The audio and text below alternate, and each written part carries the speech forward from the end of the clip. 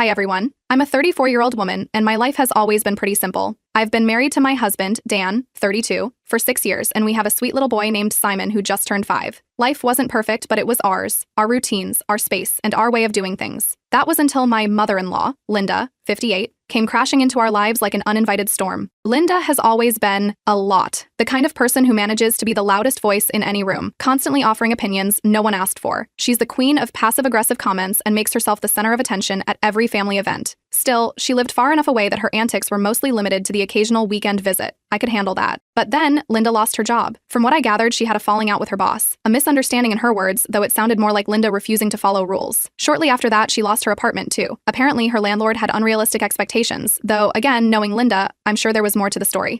She called Dan first, telling him she had nowhere else to go and needed her family. Dan, being the empathetic and slightly guilt-prone person he is, immediately started talking about letting her stay with us. I wasn't thrilled. Actually, I was horrified. But Linda knew exactly how to work Dan, layering guilt on thick and reminding him of everything she'd done for him. It didn't take long before he was nodding along, convinced we were her only option. We sat down to talk about it, and I agreed to let her move in, but only for a month, and with rules. She'd have to respect our house rules, contribute financially, and help out around the house. We wrote everything down so there wouldn't be any confusion later. It felt a little extreme, but I knew how Linda operated. Boundaries were going to be our lifeline. The other team members nodded cooperatively. All of these were in the thread count in the very beginning of our frequency testing modality. Linda moved in a week later, and the chaos began immediately. She walked into our house, looked around, and declared that our open-concept kitchen was tacky. It wasn't even a passing comment. She spent 10 minutes pointing out all the ways we could modernize the space, like tearing down walls and upgrading our appliances. Dan and I exchanged glances, already regretting this. It only got worse when she saw the guest bedroom. She stood in the doorway, shaking her head like a realtor showing a fixer-upper.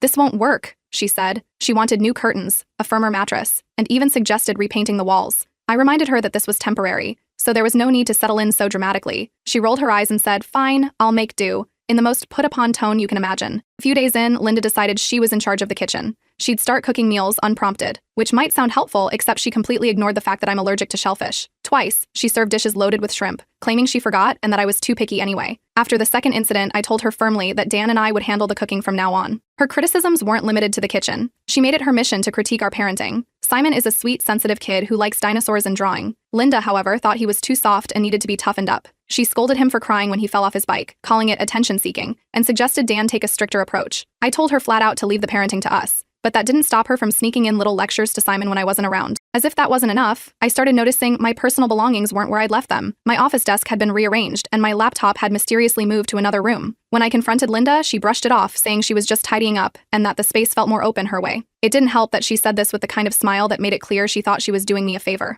The worst moment came when I caught her talking to Simon about moving her bed into his room so she could be closer to family. Simon, bless his heart, looked confused and said he didn't want to share his room. When I asked Linda about it, she played innocent, claiming she was only joking. But it didn't feel like a joke. It felt like another step in her attempt to take over. The final straw for me was when she took our car without asking. She claimed she needed to run a quick errand, but she was gone for hours and brought it back with an empty gas tank. That night, I sat Dan down and told him we needed firmer boundaries. He agreed, but I could tell he felt guilty. Linda had already started whispering in his ear, hinting that I was turning him against her. The month wasn't even halfway over, and it already felt like years. But I wasn't going to let her steamroll me. This was my house, and I wasn't about to lose control of it. Update 1. The first week of Linda's stay had been a whirlwind of chaos, and I realized that the only way to survive the rest of the month was to enforce our house rules with precision. I started keeping a notebook, documenting every infraction. If she crossed a line, I wanted a record of it. It might seem extreme, but with Linda, there was no room for ambiguity. To make my point clear, I began waking up earlier than usual. I'd set up shop in the kitchen, sipping coffee and scrolling through emails while Linda hovered nearby, waiting for her turn. She liked to start her mornings by taking over the space, but by occupying it first, I made it clear that she didn't own the kitchen. The passive-aggressive sighs and muttering under her breath didn't bother me. I was playing the long game. After her second attempt at cooking meals with allergens, I officially revoked her kitchen privileges. The first time, she'd made a shrimp stir-fry, claiming she forgot I was allergic. The second time, she served crab cakes and acted like it wasn't a big deal. I wasn't risking a third.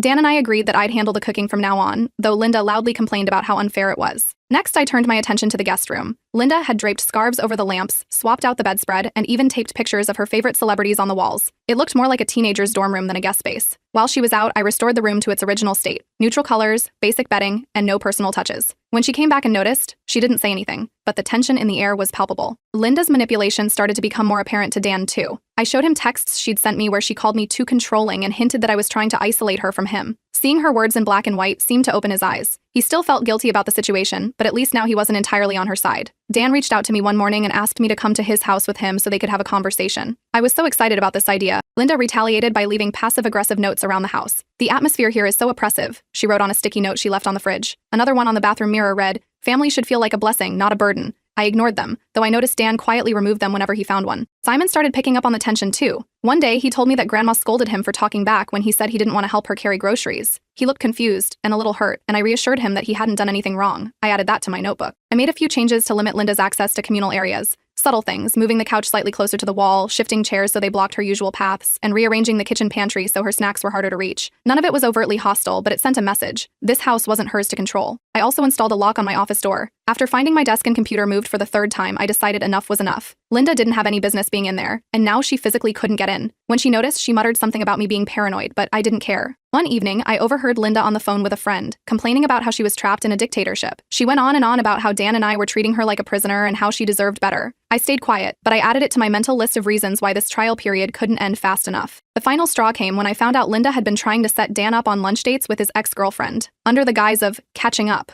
She claimed it was just for fun, but the intent was clear. When I showed Dan the messages, he was furious. For the first time, he confronted Linda about her behavior. She deflected, of course, claiming she only wanted what was best for him. Dan didn't buy it. Linda didn't take the confrontation well. A few days later, while Dan and I were out running errands, Linda hosted an unannounced dinner party for her friends. We came home to find half a dozen strangers in our dining room, laughing and eating like they owned the place. I didn't lose my temper, I simply asked everyone to leave, thanked them for coming, and started clearing the table. Linda fumed but couldn't argue without looking like the bad guy. That night, I issued an ultimatum. If she disrupted our home like that again, her trial period would end early. Linda accused me of being heartless, and for a moment, I thought she might start crying. But the cracks in her resolve were starting to show. She wasn't as confident as she'd been when she first moved in, and that gave me hope. 1 month was starting to feel like an eternity, but I wasn't giving up. Linda might have been an expert at manipulation, but this was my home, and I was determined to take it back. Update 2. After the unannounced dinner party fiasco, I decided it was time to take control of the situation before things spiraled further. I implemented a new house rule: quiet hours from 9 p.m. onward. No TV, no loud phone calls, nothing. Linda grumbled about how unreasonable it was, but she didn't have much choice. The first couple of nights, I caught her accidentally watching TV past the cutoff time, but after I unplugged the living room television for a week, she got the message. Next, I added some safety upgrades to the kitchen. I installed child-proof locks on the drawers and cabinets where we kept sharp knives, heavy pots, and certain ingredients she liked to use. When Linda found herself locked out of her favorite pantry shelf, I told her we had to be cautious for Simon's sake. She couldn't argue with that, though her frustration was obvious. One morning, I noticed my work computer wouldn't turn on. After some fiddling, I discovered the power cord had been unplugged. Luckily, I'd installed discreet security cameras in my office after locking the door. Sure enough, the footage showed Linda sneaking in while I was out. She'd unplugged the computer and then sat in my chair, flipping through papers on my desk. When I confronted her with the evidence, she stammered about just cleaning up. I didn't press further, but made a mental note to tighten security even more. Linda wasn't shy about making her feelings known. Every time I walked past her, she'd mutter something snide under her breath, like how I was destroying family harmony. I started recording these comments and played them back for Dan during our conversations. At first, he seemed reluctant to listen, but as the recordings piled up, he couldn't deny what was happening. I could see his patience with Linda was wearing thin. Her next tactic was to weaponize nostalgia. She started bringing home old knickknacks and photo albums from Dan's childhood. One evening, I found her rearranging the living room shelves, filling them with Dan's old soccer trophies and school photos. I knew what she was doing, trying to manipulate Dan by reminding him of better times. I responded by designating certain areas of the house as memory-free zones, and asked Dan to help me keep those spaces clear. He agreed, though I could tell it was hard for him. Linda began inviting extended family members over, claiming she wanted to reconnect. When I found out, I reminded her of the house rules: no visitors without prior permission. She tried to argue, but I stood firm, saying we couldn't accommodate guests right now. A few family members even called me afterward, hinting that I was being unreasonable, but I shut that down by explaining our boundaries. Most of them backed off after hearing my side of the story. At that point, her financial struggles became the next point of contention. She started exaggerating how little money she had, conveniently forgetting to contribute to household expenses as she'd promised. I decided to keep track of everything: food, utilities, gas, and even the extra cleaning supplies I had to buy because she refused to help with chores. At the end of the month, I handed her a detailed invoice. She looked stunned but didn't argue, which was satisfying in its own way. As the days passed, her complaints grew louder. She claimed the house was too small and inhospitable, making it impossible for her to feel comfortable. At first, Dan tried to sympathize, but even he started getting tired of her constant negativity. Sarah began to distance herself, spending more time with Simon or at work to avoid Linda's never-ending drama. Linda didn't take this lying down. She called other family members, painting me as a controlling monster who was trying to isolate her. To my relief, most of them either ignored her or refused to get involved. The few who did reach out to Dan quickly backed off when he explained what had really been going on. I started researching local low-hanging housing options, printing out brochures and leaving them on Linda's nightstand. I didn't say anything about them, but the message was clear. Soon after, Linda began spending more time out of the house. She never said where she was going, but I had a feeling she was testing the waters elsewhere. It was a relief, even if it was temporary. For the first time since this ordeal began, I felt like I was gaining the upper hand. Linda's grip on the household was slipping, and she seemed to know it. But I also knew her well enough to realize she wouldn't give up without a fight. The next few weeks would determine whether we could finally reclaim our home. Update 3. Just when I thought things were finally settling down, Linda pulled another stunt. One afternoon, I came home from picking Simon up from preschool to find a group of strangers in my living room. Linda had invited a few of her friends over for what she called a quick get-together. Plates of snacks were scattered across the coffee table, and they were laughing loudly, completely ignoring the house rule about no visitors without prior approval. I calmly walked into the room, greeted the guests, and announced that it was time for the party to end. Linda looked mortified, but I wasn't about to let her slide. One by one, I politely ushered everyone out, thanking them for coming. The entire time, Linda sat on the couch glaring at me like I'd just ruined her life. As soon as the last guest left, Linda accused me of humiliating her in front of her friends. She stormed off to her room, slamming the door behind her. Not long after, I noticed she'd started packing. She dragged out her suitcases, making a show of folding clothes and stuffing them into bags while sighing loudly. It was clear she wanted us to think she was leaving on her own terms.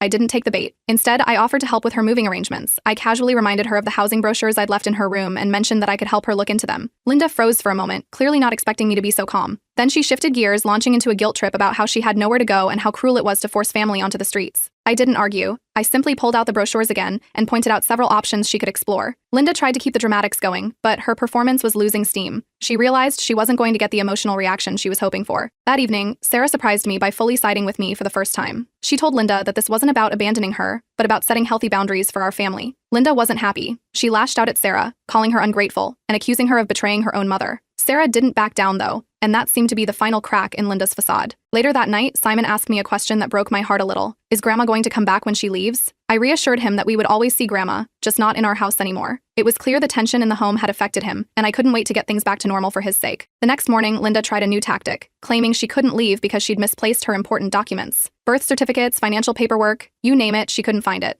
I offered to help her replace everything. I even showed her a website where she could order duplicates and offered to pay the fees. Her frustration was palpable, but she couldn't argue with my solution. With her excuses running out, I set a firm move-out deadline. I told Linda that by the end of the week, she needed to have her arrangements finalized. There would be no extensions. She called me heartless again, but at this point her words had lost their sting. She knew the clock was ticking. When moving day arrived, I did everything I could to make the process smooth and quick. I helped pack her last few items, loaded her suitcases into the car, and even stayed cheerful throughout the ordeal. Linda tried to guilt-trip me one final time, lamenting how she never expected to be treated this way by family. I simply smiled and wished her the best in her new chapter. I tried to say a few things to make her feel. As the car pulled away, I felt a weight lift off my shoulders. The house instantly felt quieter, lighter, almost as if it was breathing a sigh of relief. Dan and I spent the rest of the day reclaiming the guest room, moving the furniture back into place, and scrubbing away any lingering traces of Linda's stay. That night, we had our first peaceful dinner in weeks. Simon even seemed more relaxed, chatting away about his favorite dinosaurs like nothing had happened. Looking back, I realized this ordeal had brought Dan and me closer together. We'd faced a storm and come out stronger on the other side. As for Linda, I hoped she found what she was looking for. But one thing was clear. Our home was ours again, and I wasn't about to let anyone take that away from us. Update 4. A week after Linda moved out, things finally felt normal again. Or so I thought. One morning, while scrolling through my phone, I came across a post from Linda on social media. She had written a long, dramatic rant claiming I had forced her into the streets and broken up the family. She painted herself as a victim of cruelty, conveniently leaving out the part where she ignored every boundary we set. The post quickly gained traction among extended family members. Calls and messages started pouring in, mostly to Sarah. Aunts, uncles, and cousins who hadn't spoken to us in months were suddenly full of opinions about how Sarah had abandoned her mother. A few even accused me of being controlling and manipulative, fueling Linda's narrative. Sarah tried to ignore the comments, but it was clear the situation was wearing on her.